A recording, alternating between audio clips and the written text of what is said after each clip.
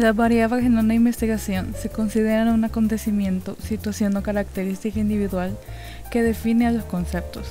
En una perspectiva psicológica se pueden encontrar las variables frecuentemente, dado que éstas sirven para representar o categorizar aspectos específicos de una persona, diferenciando estas de cada una de las respuestas para su futura comparación.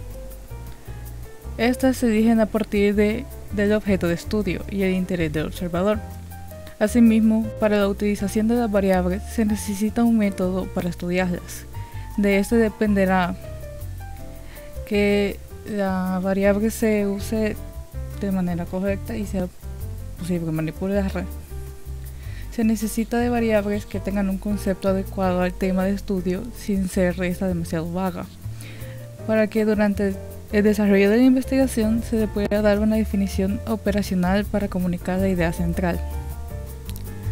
Las variables se suelen dividir en 4 categorías generales. Las variables situacionales. Estas describen las características de la situación o ambiente. Las variables de respuesta. Como su nombre lo dice, estas son las respuestas o conductas observables de los individuos. Las variables de los participantes o sujetos. Estas son las características que lo diferencian de los demás como individuos únicos. Las variables mediadoras.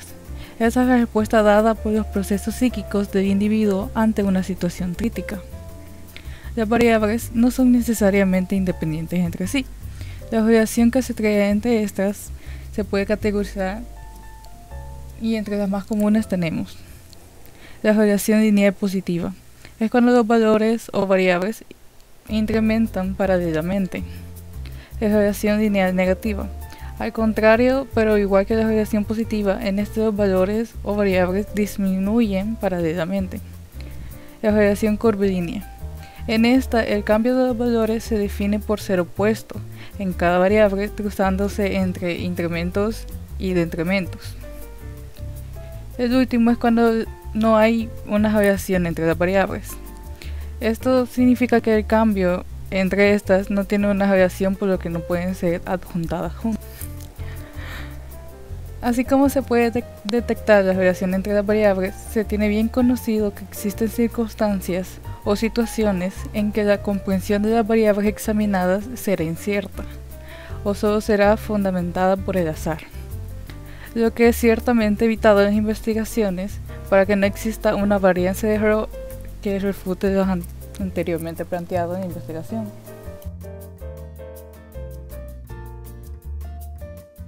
Todos sabemos que Netflix intenta adivinar cuánto te gustará una película. La idea de Netflix es usar películas que te gustaban en el pasado para predecir películas que te gustarán en el futuro.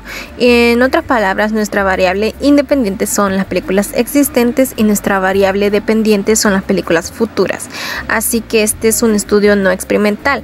Recordemos que los estudios experimentales tienen las siguientes características: manipulación, control, aleatorización. Volviendo al ejemplo de Netflix, las personas que estaban viendo no fueron manipuladas. Netflix no obligó a esas personas a ver las películas que ellos mismos eligieron y las personas no fueron asignadas al azar para ver películas. Los estudios no experimentales carecen de estas características, es decir, tienden a medir las variables como ocurren naturalmente. ¿Y por qué? Primero, porque podría no ser posible, ético o factible, pero aún podría estar interesado en cómo estas variables se relacionan con algún tipo de resultado. También porque es mucho más fácil, solo se tiene que medir las cosas que ya existen. Un punto a tener en cuenta es que tal vez exista una relación entre estas dos variables porque alguna otra variable es la causa, es decir, una variable confusa, que es una explicación alternativa para la relación observada entre las variables. Mejor sería replicar a un estudio, ya que un solo estudio no es evidencia tan fuerte de un hallazgo, pero si tenemos 5, 10, 100 estudios que digan lo mismo, esto se vuelve un hallazgo más sólido, y de eso se trata, de tratar de replicar nuestra evidencia en múltiples hallazgos.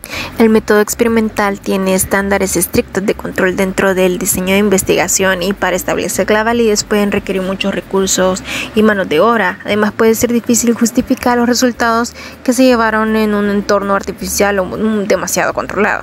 Sin embargo, si se hace bien puede conducir a resultados interesantes, como por ejemplo se realizó un estudio en el que le daban a un participante una encuesta y lo dejaban solo en una habitación. De ahí un humo se filtraba por debajo de una puerta de una habitación después de un periodo corto.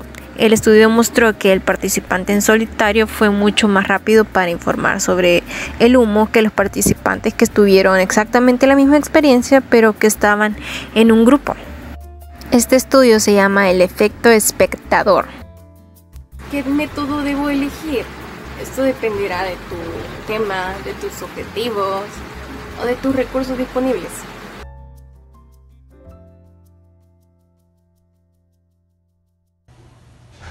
Variables independiente y dependiente. Estos términos se utilizan para describir a las variables que estudian generalmente las conexiones entre la causa, que es la variable independiente, y el efecto, que es la variable dependiente. Como por ejemplo se considera una causa del cambio de actitudes, mientras que el ejercicio tiene un efecto sobre la ansiedad. En ocasiones se utilizan métodos que hacen uso de técnica experimental y no experimental, viendo las variables de esta forma, teniendo en cuenta que en esta situación la causa y el efecto es menor, ya que se está utilizando un método experimental. Así que al manipular una investigación o un experimento que está siendo manipulado por los científicos se considera independiente, y cuando está midiendo efectos causados, esta se considera una variable dependiente, añadiendo que al querer graficar estos términos, la variable independiente se ubica en la parte horizontal del cuadro, mientras que la variable dependiente en la parte vertical.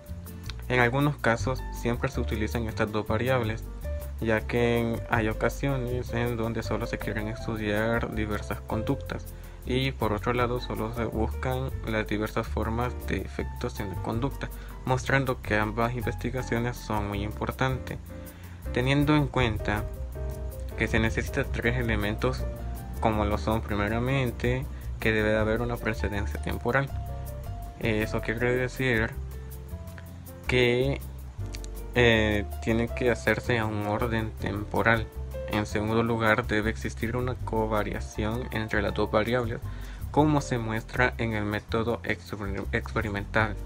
Cuando los participantes en una condición experimental manifiestan el efecto, mientras que los participantes en una condición de control no manifiestan el efecto. Y en tercer lugar, existe la necesidad de eliminar explicaciones alternativas creíbles para la concordancia observada, teniendo como punto principal las relaciones causales, que son más fuertes cuando hay menos explicaciones alternativas para los índices observados. Teniendo como un ejemplo general podría ser las calificaciones de un examen, que los estudiantes que leen el material obtienen calificaciones más altas que aquellos que no lo hacen, para probar que la lectura del material es la causa de una puntuación alta en el examen. Debe demostrarse que se debe leer el material para obtener una calificación agradable, mostrando que la causa siempre genera un efecto, que en este caso es que por la buena nota origina felicidad y satisfacción. Pero esto puede variar, ya que no siempre se obtienen buenas notas solo con leer el material, ya que también entra en juego la atención que se pone en clase, mostrando así que solo el material no es una causa suficiente para el efecto que buscamos. Es por eso que los científicos buscan describir cuidadosamente la conducta y buscar la forma en que las variables se afectan entre sí. Por esa cuestión es que en esta ocasión se examinan los métodos utilizados para estudiar el comportamiento.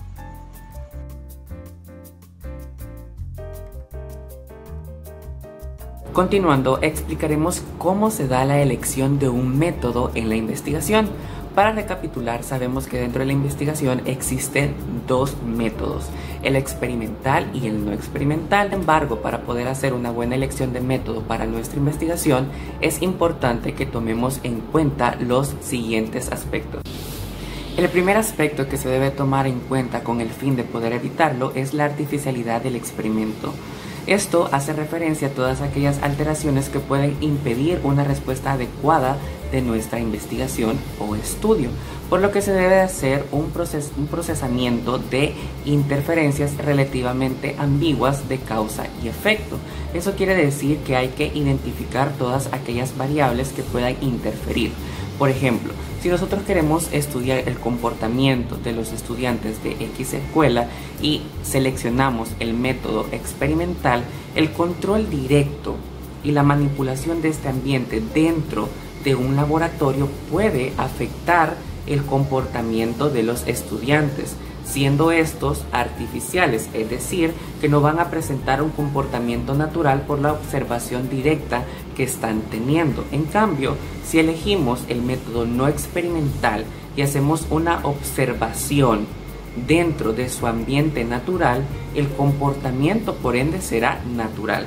Y es así como podemos identificar la artificialidad de nuestros estudios. El segundo aspecto que debemos tomar en cuenta son las consideraciones éticas y prácticas.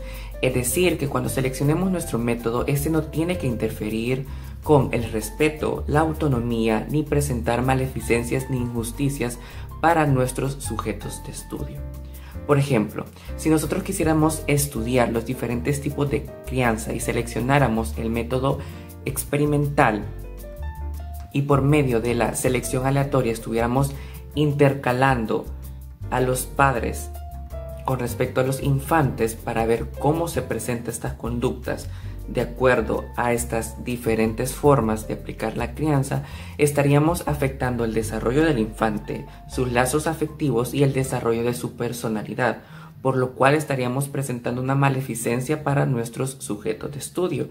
En cambio, si nosotros seleccionamos el método no experimental y a nuestro grupo de estudio se basa por medio de la experiencia real, es decir, madres solteras y madres no solteras, y observamos este tipo de crianza de manera natural en su ambiente, estaríamos cuidando a nuestros sujetos de estudio y esto sí entraría dentro de la ética y de la práctica. Como tercer aspecto tenemos que tomar en cuenta las variables de los participantes. Estas son también conocidas como variables atributivas. Estas son características del individuo, como la edad, el grupo étnico, el género, la personalidad, y estas por defecto forman parte del método no experimental, ya que estas se pueden medir y no necesitan una manipulación. Por lo que si nosotros logramos identificar estas variables dentro de nuestra investigación, nos sirven como guías para automáticamente seleccionar el método no experimental. El cuarto aspecto que se debe tomar en cuenta es la descripción del comportamiento. Aquí hay que saber que este es un punto esencial en ambos métodos. Sin embargo, para que esto funcione de manera adecuada según nuestra investigación, es necesario que nosotros hagamos predicciones a futuro y conducir nuestra investigación con mejores decisiones en cuanto a la aplicación. Como quinto y último aspecto, tenemos que tomar en cuenta el uso de ambos métodos. Y es que si bien es cierto, estos métodos son efectivos, no tienen una prueba de hipótesis perfecta. Por ejemplo, si nosotros quisiéramos estudiar la agresividad de las personas según el color de ropa que usen, específicamente el color negro, podemos hacerlo por medio del método no experimental, es decir, observar en un ambiente natural el uso de esos colores con sus niveles de agresividad. Y también podemos usar el método experimental y someter a estas personas a que seleccionen el color y realicen actividades que puedan revelar sus niveles de agresividad según el color que tienen.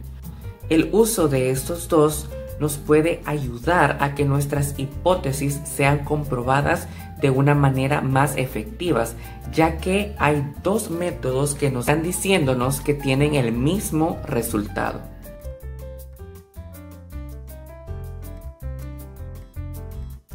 Hola, tengan muy buenas tardes, muy buenas noches, muy buenos días. en la hora que se encuentran viendo el video. Yo soy estudiante de la Universidad Tecnológica de El Salvador. Mi nombre es Ana Gabriela Calderón Ramírez. Yo les hablaré sobre un tema muy importante en una investigación sobre la validez y sus tipos. Para entrar en tema, voy a decirles qué es la validez. La validez es aquello que nosotros queremos medir, es la medición de algo que nosotros queramos medir. Para ello les daré un ejemplo. Si yo quiero medir el peso de una persona, utilizaré una báscula de medición. Ese va a ser mi instrumento, porque me dará un dato acertado, porque el instrumento a utilizar es el indicado, ¿verdad?, para la medición, puesto es necesario tener en cuenta un instrumento y una medición de instrumento que sean correctos para yo abarcar una información acertada sobre lo que estoy investigando o experimentando.